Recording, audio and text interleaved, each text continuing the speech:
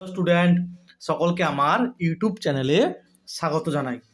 আজকে আমি তোমাদের ক্লাস 12-এর এবিটিএ ম্যাথের 53 পেজের 3-এর দাগের ডি, ই এবং এফের অঙ্কগুলি আলোচনা করব।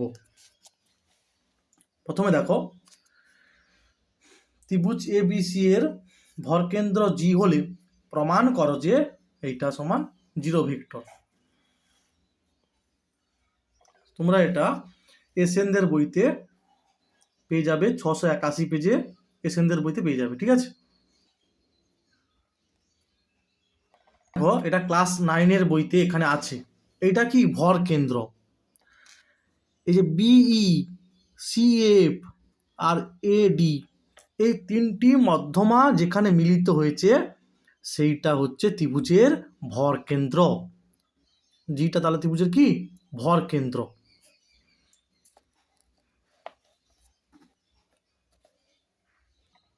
এই অঙ্কটা, ঠিক আছে। এ বি এবং সি বিন্দুর অবস্থান ভেক্টর ধরেছে কি না A vector, B vector, C vector. তাহলে ভর কেন্দ্র জি এর অবস্থান ভেক্টর কি হবে? এই তিনটাকে যোগ করে 3 দিয়ে ভাগ করতে হবে। তাহলে জি এ ভেক্টর মানে কি হবে? আগে এ বিন্দুর অবস্থান ভেক্টর মাইনাস জি বিন্দুর অবস্থান ভেক্টর। তাহলে এ বিন্দুর অবস্থান ভেক্টর কোনটা? না এটা ধরেছি, মাইনাস এইটা, এটা পাওয়া গেছে এখান থেকে। একইভাবে এটা বের করা হয়েছে, জিবি ভেক্টর, আগে বি বিন্দুর অবস্থান ভেক্টর মাইনাস জি বিন্দুর অবস্থান ভেক্টর, এটা পাওয়া গেছে। একই রকম ভাবে এটা, এবার তিনটা যোগ করলে জিরো ভেক্টর হবে, ঠিক আছে।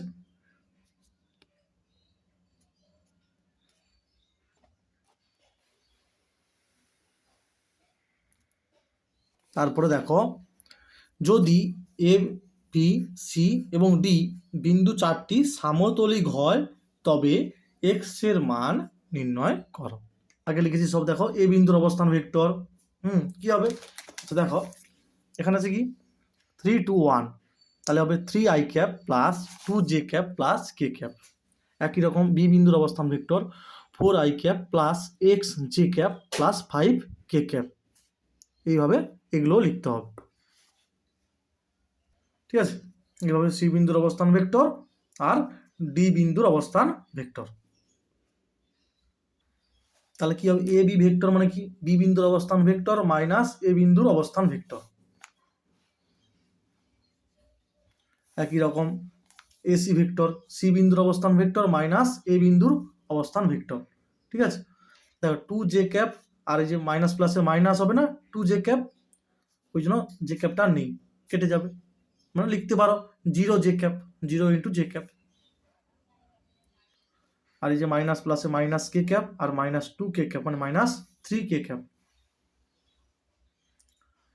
সমতলিক বলেছে, তাহলে তিনটা ভেক্টরের কি হবে? স্কেলার গুণফল 0 হবে, স্কেলার গুণফল 0 হবে। এটা কিভাবে লেখা যায়? ঠিক আছে, তাহলে কি এ বি ভেক্টরে i cap, j cap, k ক্যাপের সহগ। তারপরে এটা হচ্ছে এসি ভেক্টরের i cap, j cap, k ক্যাপের সহগগুলো এগুলো, ঠিক আছে। আই ক্যাপের সহগ 1, জে ক্যাপের সহগ কত 0 আর কে ক্যাপের সহগ -3। তারপরটা হবে 3, 3, -2। তারপরে বিস্তৃতিকরণ করবে, আমি এখানে প্রথম সারির সাপেক্ষে করেছি।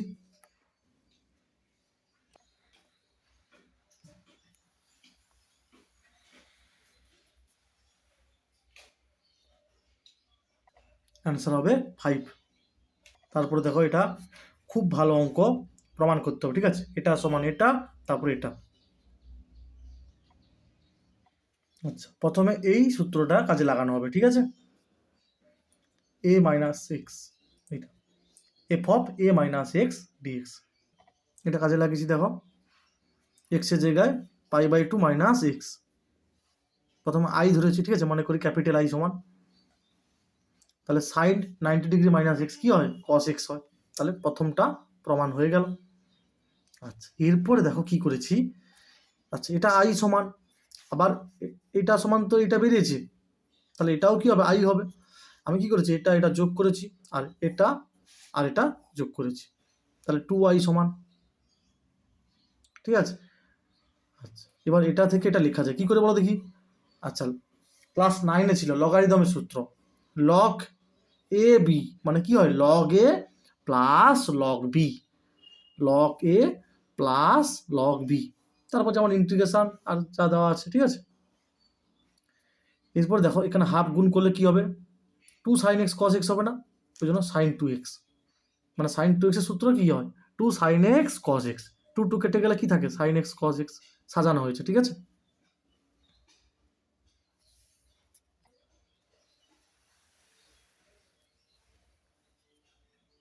দেখো এটা আবার দেখো, লগ এ বি, এটা এ এটা বি, লগ এ বি মানে কি হবে, লগ এ প্লাস লগ বি, মানে একটা হবে log half plus log of sign 2x, একটা ইন্টিগ্রেশনে থাকবে লগ হাফ ডিএক্স, আর একটা ইন্টিগ্রেশন থাকবে log of sign 2x dx. ঠিক আছে। 0 টু π/2। এবার দেখো লগ হাফ ধ্রুবক বলে বাইরে বেরিয়ে গেছে, তাহলে 0 টু π/2 ডিএক্স, আর এটা যেমন আছে। আচ্ছা, ডিএক্স এর ইন্টিগ্রেশন এক্স হয় 0 টু π/2, তাহলে এটা কোনো সমস্যা নেই, এইটা ভালো করে বুঝতে হবে। ঠিক আছে। আচ্ছা, এটা ধরেছি মনে করি 2x সমান জেড, তাহলে 2dx সমান dz হবে। ঠিক আছে। এবার এক্সটা কি আছে, 0 থেকে π/2, তাহলে লিখেছি 0 থেকে π/2, তাহলে এক্স এর মান 0 হলেই জেডটা কত হবে, 0 হবে, আর এক্স এর মান π/2 হলে 2 কেটে যাবে, মানে এক্স এর জায়গায় π/2 বসাও, 2 কেটে যাবে, তখন জেডটা কত হবে, পাই হবে। মানে একবার এখানে এক্স এর মান 0 বসানো হয়েছে, 2 গুণিতক 0 0, জেড পাওয়া গেছে। আর এবার এক্স এর মান π/2 বসানো হয়েছে, 2 গুণিতক π/2 কত হবে, পাই হবে। তাহলে 0 টু পাই, আর ডিএক্স সমান কি হবে, 1/2 হবে না, এই জন্য 1/2, তার লগ সাইন জেড ডিজেড।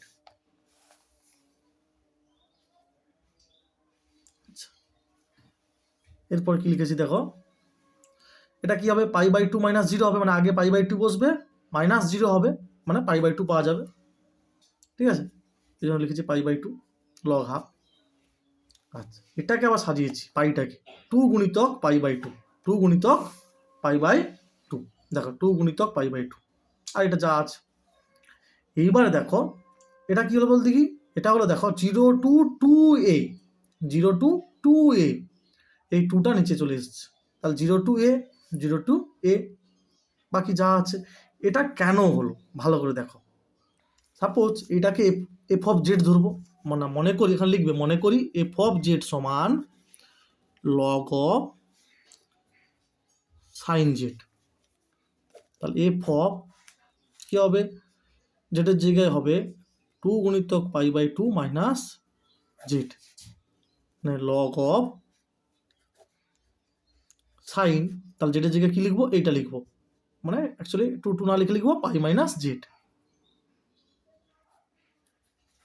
আচ্ছা, ভালো করে দেখো, সাইন পাই মাইনাস জেড, আচ্ছা পাই মাইনাস জেড মানে কি, পাই মানে, আচ্ছা এটা একটু বাইরে বের করি তোমাদের সুবিধা হবে, পাই মাইনাস জেড মানে সাইন পাই মানে 180 ডিগ্রি, মানে 90 ডিগ্রি গুণিতক 2 মাইনাস জেড। খেয়াল করো 90 ডিগ্রি গুণিতক 2 মানে জোড়, 90 ডিগ্রি গুণিতক 2 মানে 2টা কি জোড় সংখ্যা, তাহলে সাইনটা সাইন থাকবে। যদি বিজোড় হতো তাহলে পূরক কোণে চেঞ্জ হতো, মানে সাইনটা কস, ট্যানটা কট, এইভাবে হতো। আর জোড় থাকলে এখানে যেই ফাংশন হবে সেটা হবে, তার জোড় আছে তাই সাইন জেড। এবারে চিহ্ন নির্ণয় করতে হবে। দেখো এটা কোন পাদে আছে বলো দেখি, 90 ডিগ্রি গুণিতক 2, 90 ডিগ্রি গুণিতক 1, আর 90 ডিগ্রি গুণিতক 2 মানে দ্বিতীয় পাদে আছে, কিন্তু মাইনাস জেড মানে এখানে আর আসবে না, মানে তৃতীয় পাদে আর আসবে না, দ্বিতীয় পাদে কোনটা থেকে যাবে। তাহলে পাই মাইনাস জেড হচ্ছে আমার দ্বিতীয় পাদের কোণ। দ্বিতীয় পাদের ক্ষেত্রে আমরা জানি কি, প্রথম পাদে অল সব পজিটিভ, সেকেন্ড পাদে হচ্ছে সাইন এবং কোসেক পজিটিভ, তাহলে দ্বিতীয় পাদে আমার সাইন পজিটিভ, তাই প্লাস সাইন জেড, তাহলে এটা হবে সাইন জেড। তাহলে সমান কি হলো, এফ অফ জেড। এইটার জন্য দেখো সূত্র আছে, দেখো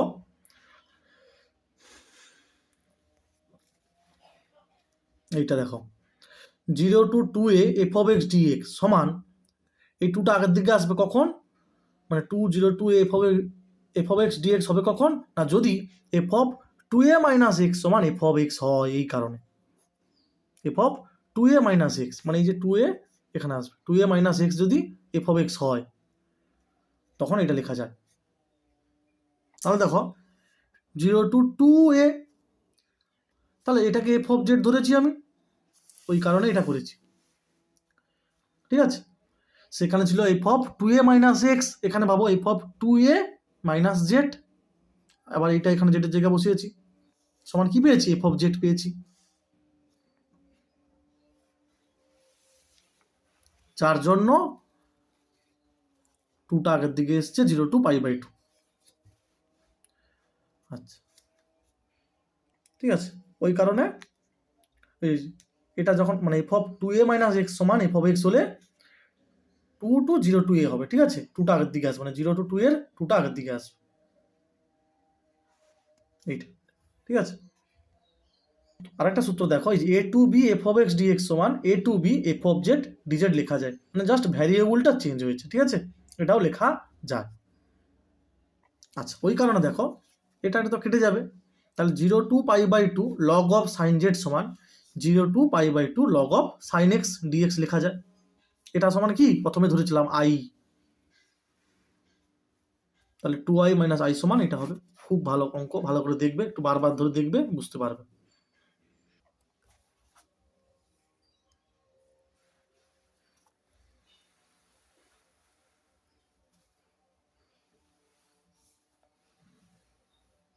এটা 2, ঠিক আছে, 2i থেকে i বাদ গেলে এটা পড়ে থাকো। তারপর দেখো এই অঙ্কটা,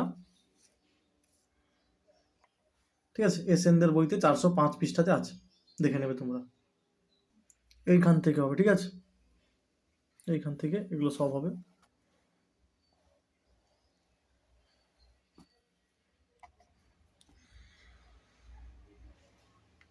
এতটা পড়েছো,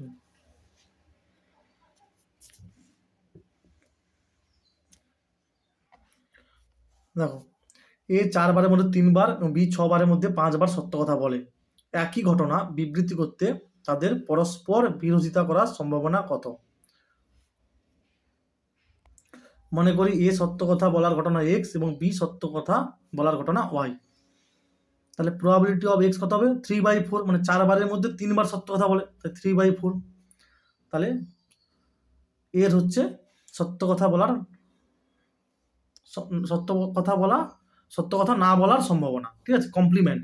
এটা হচ্ছে সত্য কথা বলার সম্ভাবনা, আর এটা হচ্ছে সত্য কথা না বলার সম্ভাবনা, কমপ্লিমেন্ট, মানে 1 মাইনাস এইটা হবে। একই রকম প্রবাবিলিটি অফ y, আর এটা বের করেছি। পরস্পর বিরোধিতা করার সম্ভাবনা, তাহলে কি হবে, এইটা হবে। একটা ক্ষেত্রে হতে পারে কি, এক্স সত্য কথা বললো, ওয়াইটা হচ্ছে মিথ্যা কথা বললো, পরস্পর বিরোধিতা। আবার একবার হতে পারে কি, এক্স মিথ্যা কথা বলেছে, ওয়াই সত্য কথা বলেছে, এখান থেকে এটা হবে, ঠিক আছে। আচ্ছা, এখানে কি লিখবে তোমরা দেখো। আচ্ছা, আমরা কি জানি সূত্র অনুযায়ী, না probability of A union B কি জানি, probability of A plus probability of B minus probability of A intersection B, ঠিক আছে। আচ্ছা, এখানে খেয়াল করো, এটা আছে প্লাস এটা আছে, মানে প্রবাবিলিটি অফ এটা আছে, কিন্তু এখানে মাইনাস অফ ইন্টারসেকশন পার্টটা নেই। কেন বলো দেখি, না এটা আর এটা কি পরস্পর কি ঘটনা, বিচ্ছিন্ন ঘটনা। তাহলে এই দুটো ঘটনার ইন্টারসেকশন কত হবে, মানে ইন্টারসেকশনের মানে প্রবাবিলিটি কত হবে, 0 হবে। এখানে লিখবে যেহেতু এইটা লিখবে এইটা, এবং এটা পরস্পর বিচ্ছিন্ন ঘটনা, এইটা এবং এইটা পরস্পর বিচ্ছিন্ন ঘটনা, এখানে লিখবে। ওই জন্য বিচ্ছিন্ন ঘটনা, তাই তাদের ইন্টারসেকশন পার্টটা সমান হচ্ছে কি, ইন্টারসেকশন পার্টের প্রবাবিলিটি সমান 0। ওই জন্য দেখো মাইনাস অফ পার্টটা এখানে আমি লিখিনি, এখানে লিখবে তাহলে যে এটা এবং এটা পরস্পর বিচ্ছিন্ন ঘটনা। আচ্ছা, তাহলে এটা সমান কি, এরা পরস্পর স্বাধীন হবে, এক্স আর ওয়াই কি পরস্পর স্বাধীন, এখানে এক্স এবং ওয়াই হচ্ছে পরস্পর স্বাধীন ঘটনা, তার মানে কি এক্স এবং ওয়াই কমপ্লিমেন্ট কি হবে, স্বাধীন ঘটনা। আবার এক্স কমপ্লিমেন্ট এবং ওয়াই কমপ্লিমেন্ট ও পরস্পর স্বাধীন ঘটনা।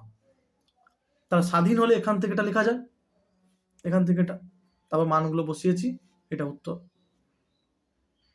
আমরা কি জানি, যদি এ ও বি ঘটনাদ্বয় পরস্পর স্বাধীন হয় তাহলে কি জানি, probability of A intersection B সমান probability of A into probability of B, এটা লেখা হয়, এটা লিখেছি, মানগুলো বসিয়েছি, ঠিক আছে।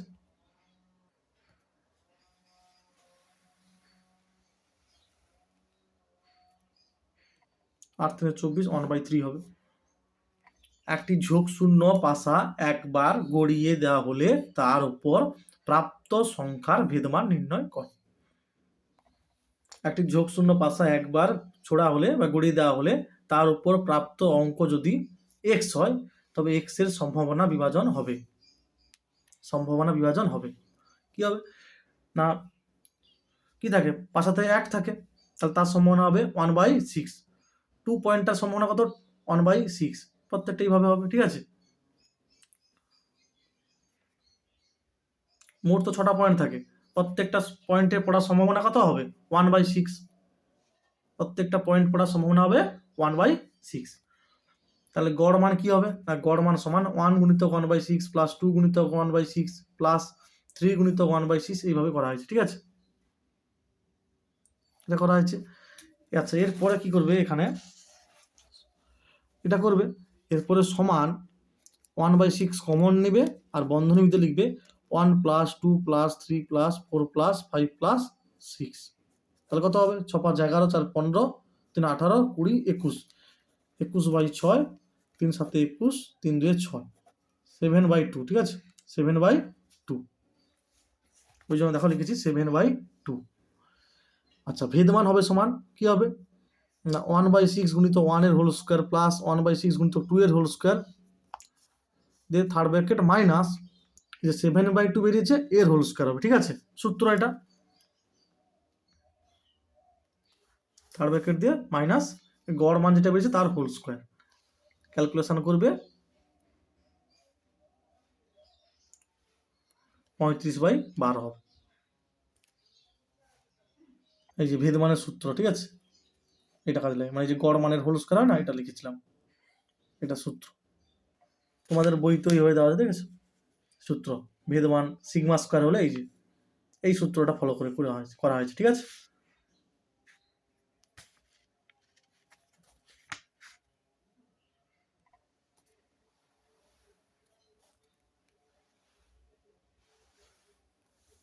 মানে পাশাতে 6টা পয়েন্ট থাকে, তাহলে প্রত্যেকটা পড়ার সম্ভাবনা কত হবে, 1/6, এটা লেখা হয়েছে। 1 পড়ার সম্ভাবনা 1/6, 2 পড়ার সম্ভাবনা 1/6, 3 পড়ার সম্ভাবনা 1/6, মোট তো 6টা পয়েন্ট থাকে, প্রত্যেকটা পড়ার সম্ভাবনা হবে 1/6। এটা হোল স্কোয়ার, ঠিক আছে, হোল স্কোয়ার, এটা হচ্ছে 49/4, এটা 9, ঠিক আছে, 9টা একটু খেতে পাইনি বলে রগা হয়ে গেছে, ঠিক করে লিখবে, ঠিক আছে।